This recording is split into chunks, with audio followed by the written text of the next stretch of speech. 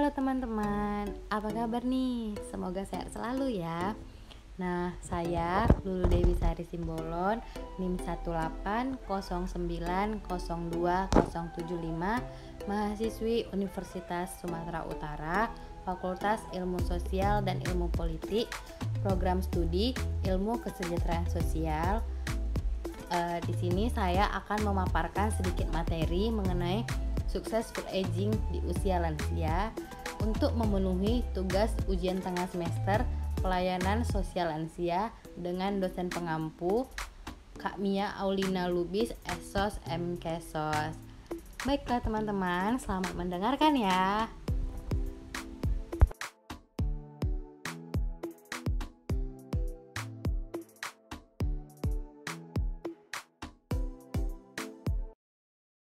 Nah, di sini teman-teman udah ada yang tahu nggak apa pengertian successful aging? Nah, successful aging adalah suatu kondisi di mana seorang lansia tidak hanya berumur panjang, tetapi juga umur panjang dalam kondisi yang sehat, sehingga memungkinkan untuk melakukan kegiatan secara mandiri, tetap berguna, dan memberikan manfaat bagi keluarga dan kehidupan sosialnya. Nah, tadi kan udah ada pengertian successful aging nih. Nah, sekarang apa sih yang dimaksud lansia? Dan umur berapa sih yang dikatakan lansia? Nah, lansia itu merupakan periode akhir sebuah rentang kehidupan manusia. Usia yang dapat digolongkan sebagai lansia dan rentang kehidupan adalah antara 60 sampai dengan 65 tahun ke atas. Tetapi, batas usia ini masih relatif berbeda di antara para ahli loh.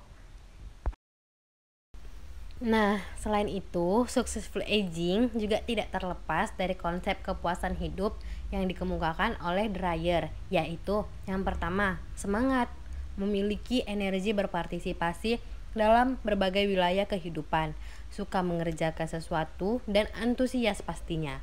Dan yang kedua, resolusi dan keteguhan, menerima tanggung jawab sebagai milik kehidupan pribadinya. Dan yang ketiga, kongruen, yaitu keselarasan antara keinginan dan tujuan yang dicapai. Perasaan bahwa sesuatu telah diselesaikan seperti yang diinginkan. Nah, yang keempat, konsep diri yang positif, berpikir tentang dirinya sebagai seseorang yang berharga. Itu sangat penting ya. Yang kelima, suasana hati, menunjukkan kebahagiaan, optimis, dan senang dengan kehidupannya yang dijalaninya. Nah, apa aja sih yang termasuk kriteria successful aging? Di sini ada 4 kriteria yang bisa dikatakan successful aging. Yang pertama nih, berdasarkan kesehatan lansia, terhindar dari penyakit dan tidak memiliki cacat fisik.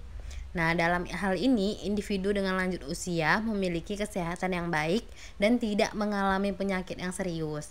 Selain itu, tidak adanya kecacatan fisik yang membuat lanjut usia untuk melakukan aktivitas sehari-hari. Yang kedua, mempertahankan fungsi fisik dengan baik. Dalam hal ini, apakah lanjut usia dapat mempertahankan fungsi fisiknya dengan baik atau tidak? Seperti makan dan tidur secara teratur, mengkonsumsi makanan bergizi, serta tidak bekerja di luar kemampuannya. Nah, poin yang ketiga, mempertahankan fungsi kognitif dengan baik. Fungsi kognitif yang baik ataupun memori yang baik. Dan bagaimana lanjut usia dapat mempertahankannya juga mengarah pada pencapaian successful aging loh. Seperti misalnya melakukan aktivitas yang dapat mempertahankan fungsi kognitifnya. Nah, poin yang terakhir, mempertahankan keterlibatan sosial yang aktif dan aktivitas produktif. Dalam hal ini, bagaimana lanjut usia dapat selalu aktif dan mengikuti aktivitas sosial maupun aktivitas yang dapat menguntungkan bagi lanjut usia itu sendiri maupun lingkungannya. Nah, kira-kira apa aja ya faktor-faktor yang dapat mempengaruhi successful aging itu sendiri? Nah, poin yang pertama, faktor aktivitas. Lanjut usia mampu memanfaatkan waktu luang dengan melakukan aktivitas-aktivitas yang disenangi, seperti bekerja, berdagang, bertani, ibu rumah tangga, wira swasta, dan lainnya. aktif di kegiatan lingkungan, membantu anak-anak belajar mengaji, ataupun menjadi guru les akan membuat lanjut usia masih merasa berguna baik untuk dirinya sendiri maupun untuk orang lain. Poin yang kedua, faktor fisik dan kesehatan. Dalam hal ini terkait dengan bagaimana lanjut usia itu sendiri dapat mengatur pola makan, seperti mengkonsumsi nutrisi dan vitamin untuk tubuhnya sendiri serta aktif melakukan olahraga. Nah, yang ketiga, faktor psikologis. Sikap-sikap positif pada lanjut usia seperti menyadari akan segala kekurangan yang ada di dalam dirinya, mampu menghadapi serta menyelesaikan masalah pada dirinya sendiri, serta tercapainya tujuan dan memaknai hidup dengan baik. Nah, yang keempat, faktor sosial. Dengan adanya dukungan baik dari keluarga maupun lingkungan kepada lanjut usia untuk tetap melakukan segala kegiatannya di lingkungannya akan membuat lanjut usia sendiri merasa diakui dan dihargai keberadaannya. Nah, selanjutnya yang terakhir, faktor religiusitas. Rutinitas yang dilakukan lanjut usia untuk menjalankan ibadah serta mengikuti kegiatan keagamaan merupakan salah satu bentuk adanya keyakinan yang kuat akan campur tangan Tuhan atas apa yang diperolehnya dan dalam menjalani hidupnya. Nah, selanjutnya di sini ada 3 aspek yang membuat successful aging. Nah, yang pertama itu aspek functional well.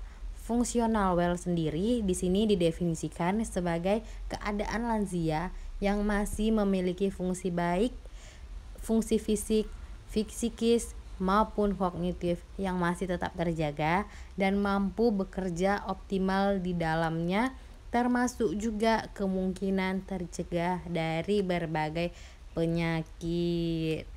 Yang kedua, psychological well-being.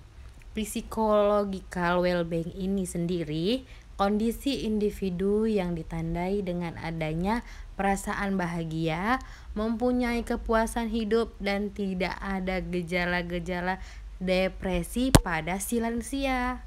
Nah, yang ketiga, primary and secondary control. Kecenderungan motivasi paling mendasar dan universal berhubungan dengan dasar ini berusaha mengendalikan lingkungan, atau dalam istilah lebih spesifiknya untuk menghasilkan konsistensi antara perilaku dan peristiwa di lingkungannya. Nah, hal ini disebut sebagai primary control.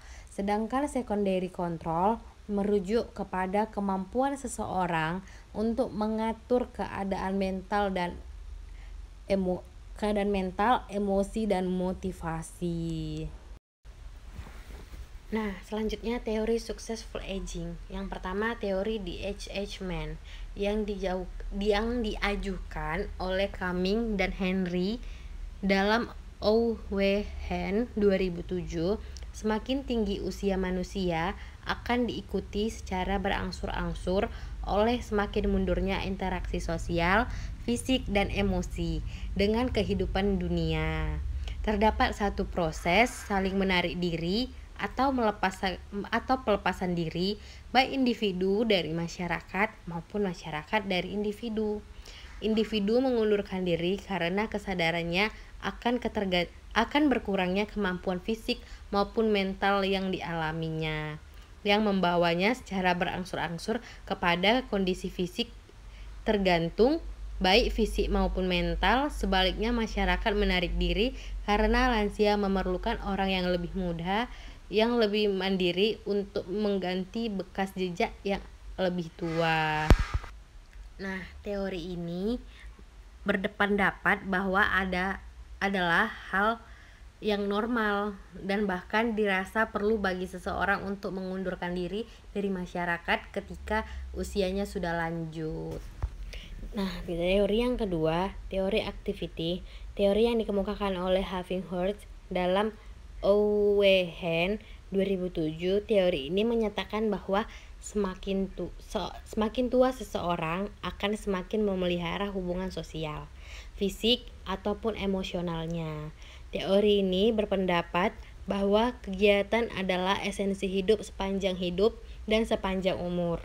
Seseorang yang tetap aktif baik secara fisik, mental, maupun sosial akan melakukan penyesuaian yang lebih baik seiring dengan bertambahnya usianya. Nah, teori yang ketiga, teori community, dikemukakan oleh Ashley dalam Swardiman 2010. Seorang yang sukses saat lansia adalah mampu mengatur beberapa komunitas atau hubungan dengan masa lalu atau masa sebelumnya. Dalam struktur kehidupan, mereka baik internal maupun eksternal. Struktur internal termasuk di dalamnya adalah pengetahuan, harga diri, dan perasaannya tentang sejarah personal oleh Erikson. Hal ini disebut ego integrity. Struktur eksternal termasuk di dalamnya adalah peran, hubungan dengan orang lain, aktivitas sumber dukungan sosial, ataupun lingkungan fisiknya sendiri. Nah, upaya yang dapat dilakukan dalam mewujudkan successful aging itu adalah yang pertama, melakukan kegiatan yang dapat memenuhi kebutuhan kesehatan lansia seperti senam, jalan sehat lansia, pemeriksaan rutin kesehatan. Yang ketiga, penyediaan makanan sehat bagi lansia. Dan yang keempat, menyediakan konsultasi kesehatan untuk lansia. Nah, selain itu, kamu juga dapat melakukan kegiatan yang dapat memenuhi kebutuhan psikologis lansia. Kegiatan konseling atau layanan konseling psikologis lansia ini dilakukan secara bersamaan dengan layanan konsultasi kesehatan lansia. Nah, yang terakhir, kamu dapat melakukan kegiatan untuk memenuhi kebutuhan sosial lansia, yaitu seperti bakti sosial lansia yang dapat dilakukan ke panti-panti. Hal ini bertujuan untuk menumbuhkan harga diri pada lansia tersebut. Hal ini disebabkan karena lansia selama ini merasa sebagai seorang yang lemah, sosok yang selalu menjadi pihak penerima dan tergantung kepada orang lain. Dengan adanya kegiatan bakti sosial ini diharapkan munculnya konsep diri positif dalam diri lansia tersebut. Nah, 3 upaya ini dapat kamu lakukan untuk mewujudkan successful aging tersebut. Nah, kita sekarang masuk di contoh kasus. Pasangan suami istri Mbak Izam dan Mbah Nam telah menikah sejak sekitar 50 tahun yang lalu. Mbak Izam lahir pada 5 Juni 1944 sehingga pada saat ini berusia sekitar 72 tahun. Sedangkan Mbah Nam adalah kelahiran tahun 1948 sehingga pada saat ini berusia 69 tahun. Pasangan suami istri ini, Mbak Izam dan Mbak Nem, dikarunia 2 orang anak perempuan dan laki-laki serta 3 orang cucu. Saat ini aktivitas keseharian pasangan suami istri ini, Mbah Izam dan Mbah Nem sebagai petani. Sebelumnya pasangan suami istri ini menekuni pekerjaan petani sempat berganti-ganti. Mereka tidak dapat melanjutkan karena keterbatasan ekonomi di luar Sumatera. Pendapat mereka, sukses itu adalah ketika mengasuh anak bisa tentram, pendapat harian lancar, dan besar kecilnya yang diterima terserah Allah yang menentukan. Untuk mencapai kesuksesan ketika bekerja harus ditelateni dan ditekuni, juga melibatkan Allah, karena jika Allah mengizinkan maka dengan begitu seorang akan meraih kesuksesan. Meskipun demikian, sebenarnya kesuksesan seorang adalah yang menilai itu orang lain. Supaya dapat meraih kesuksesan, maka seseorang harus mengerjakan apa yang menjadi tujuannya. Dengan ditekuni dan juga disyukuri, maka dalam diri seorang pun akan muncul rasa sukses. Apabila pekerjaan yang digelutinya banyak, maka harus menekuninya satu persatu. Kesuksesan juga diartikan oleh pasangan suami istri Mbak Izam dan Mbah Nem ketika keduanya saling mendukung pekerjaan yang dilakukan. Usaha untuk mencapai kesuksesan menurut pasangan suami istri Mbah Izam dan Mbah Nem yaitu ketika pekerjaan harus ditelateni dan ditekuni. Tidak lupa juga untuk melibatkan Allah, dengan begitu mereka dapat mencapai kesuksesannya tersebut. Nah, sekian dari penjelasan saya. Terima kasih buat teman-teman yang udah dengar. Jangan lupa kita menerapkan ini ya, agar nanti orang tua kita menjadi lanjut usia yang sukses atau successful aging. Sekian dan terima kasih. Jangan lupa untuk selalu menjaga kesehatan.